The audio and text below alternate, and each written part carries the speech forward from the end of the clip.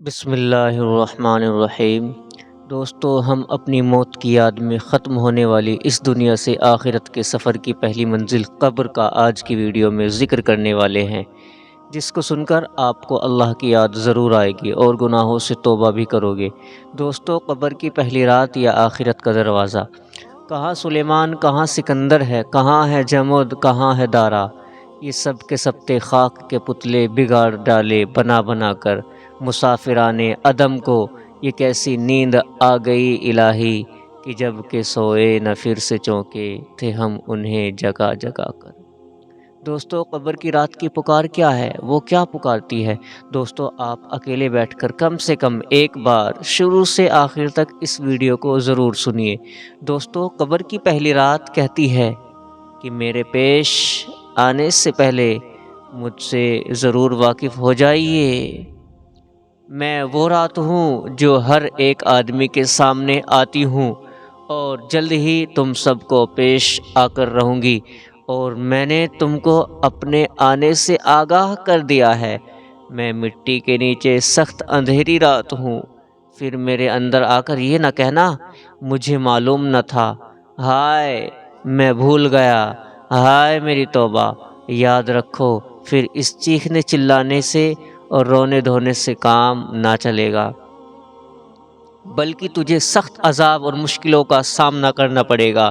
اگر روشنی چاہتا ہے تو چراغ لے کر آنا، اور یاد رکھیں وہ چراغ جلتا ہے 5 وقتوں کی نماز، تہجد کی نماز، قرآن مجید پڑھنے، اچھے کام کرنے، اللہ تعالیٰ اور اس کے رسول کی پوری فرما برداری اور اپنی منچاہی باتوں کو چھوڑنے سے۔ کر زمیں کے نیچے جانے کی بھی فکر، اونچے اونچے یا تو بنوائے محل، روشنی قبر کا سامان کر، کام جو کرنے ہیں کر لے آج کل۔ دوستو، قبر کے اندر جو مردہ انسان ہوتا ہے وہ کیا پکارتا ہے؟ غور سے سنیے اس کی پکار۔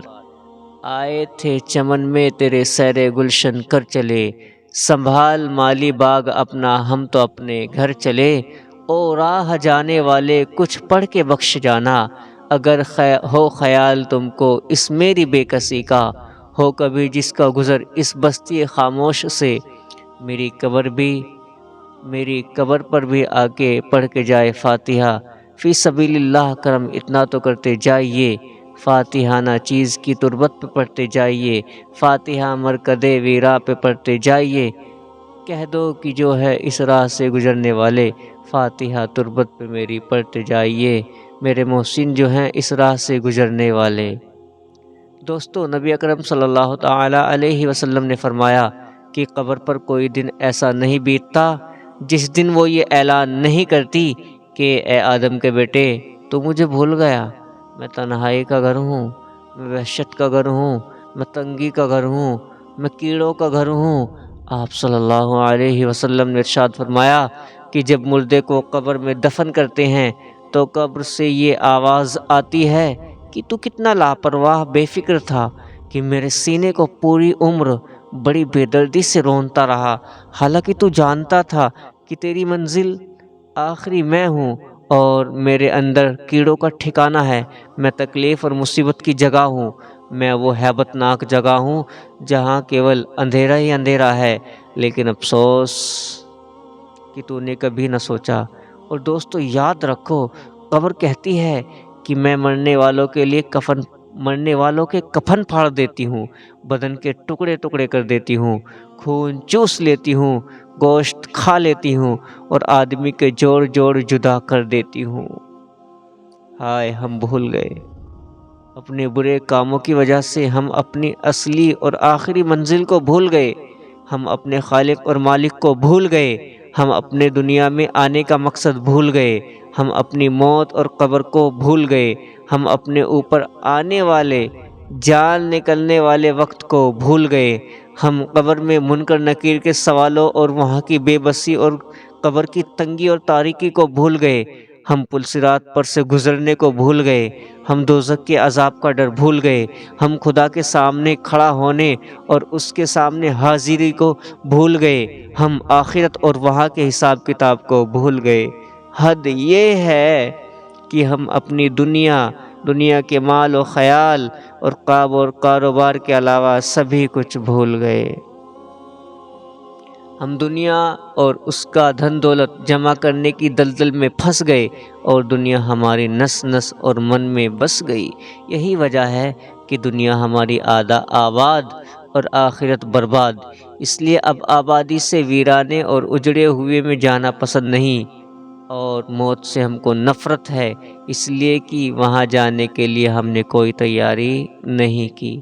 دوستو یاد رکھیے، اللہ تعالیٰ کی نافرمانی کرنے والا موت اور قبر سے ڈرتا ہے، کیونکہ اللہ سے ملنا اسے پسند نہیں ہوتا۔ دوستو نصیحت انجام: اے وہ آدمی جو رنگینیوں اور عیش میں پڑا ہوا خدا کی یاد اور اپنے آخری انجام میں غافل ہے، کبھی اپنے رشتہ دار، ملنے جلنے والے، دوست اور رشتہ داروں کی موت کا نقشہ یاد کر کے سوچ، وہ کس طرح مرے اور کس طرح ان کی لاش کو کھاٹ پر لے جا کر مٹی کے نیچے دبا دیا گیا۔ جو کل بڑی شان و ٹھاٹ باٹ سے بن سج کر کوٹھیوں اور محلوں میں رہا کرتے تھے، ہائے تم نے ان پر کچھ بھی ترس نہ کھایا اور تم کو ذرا بھی رحم نہ آیا۔ جو کل تمہارے اوپر جان دیتے اور جی جان کھوتے تھے، تم نے ان پر اپنے ہاتھوں سے مٹی ڈال دی۔ اب مٹی نے ان کا کیا حال کر دیا ہوگا، ان کے بدن کے ٹکڑے ٹکڑے الگ کر دیا ہوں گے۔ کس طرح وہ اپنے بچوں کو یتیم، اپنے بہن بھائیوں اور رشتہ داروں کو روتا ہوا چھوڑ کر چلے گئے۔ ان کا مال، ان کے طرح طرح کے کپڑے اور ان کا سب سامان یہیں پڑا دھرا رہ گیا، ہائے ان کے ساتھ کچھ نہ گیا اور نہ ہی ان کے وارثوں نے ان کے پاس چھوڑا۔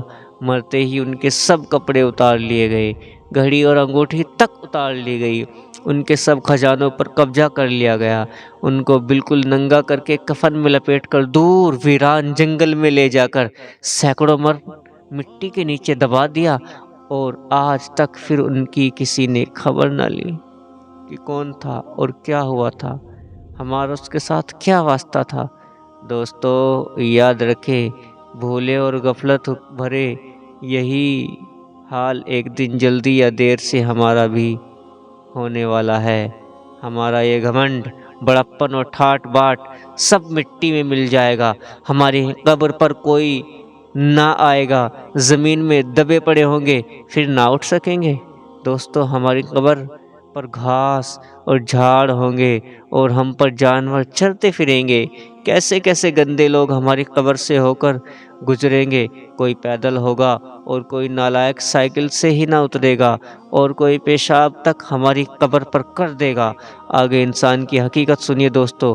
بڑی ٹھاٹ باٹ والے چتروں اور فوٹو کے پریمی، یورپین اور کرجن فیشن پسند کرنے والے، بدبخت دین اسلام سے نفرت کی پہلی رات کرنے والے اور اس میں برائی نکالنے والے، کہتا ہے کہ اسلام پرانا ہو چکا، اور نجاکت کے پتلے جو نرم نرم بستروں پر پڑا ساری رات مزے لے کر سوتا ہے، خدا کی یاد سے، اس کی پکار سے بے خبر ہوتا ہے۔ مٹی کے بستر کو بھلا دینے والے، اپنے گریبان میں منہ ڈال کر سوچ کہ جن کو تو آج جنگل میں اکیلا چھوڑ کر مٹی کے نیچے دبا کر آیا ہے، وہ کس طرح سبھاؤں میں بیٹھ بیٹھ کر ہنستے تھے اور دوسروں کا مذاق اڑایا کرتے تھے، آج وہ قبروں میں خاموش پڑے ہیں۔ کس طرح دنیا کے آرام میں تھے، آج مٹی میں پڑے ہیں۔ کیسا انہوں نے موت کو بھلا رکھا تھا، آج اس کا شکار بن گئے۔ کس طرح جوانی کے نشے میں چور تھے، آج ان کا کوئی پوچھنے والا نہیں ہے۔ کیسے دنیا کے دھندوں میں ہر وقت لگے ہوئے تھے، دن رات اور صبح شام، ان کو چین، سکون اور صبر نہ تھا، آج ہاتھ الگ پڑا ہے اور پیر الگ پڑے ہیں۔ کان جن کو فلمیں دیکھنے اور گانا سننے سے فرصت نہ تھی اور خدا کی بات سننے کو تیار نہ تھے، الگ الگ پڑے ہیں۔ آنکھیں جن کو ٹی وی اور اپنے محبوب کو دیکھنے سے فرصت نہ تھی، آج باہر نکلی پڑی ہیں۔ زبان کو کیڑے چمٹ رہے ہیں، جس کو کیول پان چبانے، بیڑی سگریٹ پینے، برائی کرنے اور گانے بجانے کا کام تھا، آج کیڑوں نے کھا چاٹ کر کیا حال کر دیا ہے۔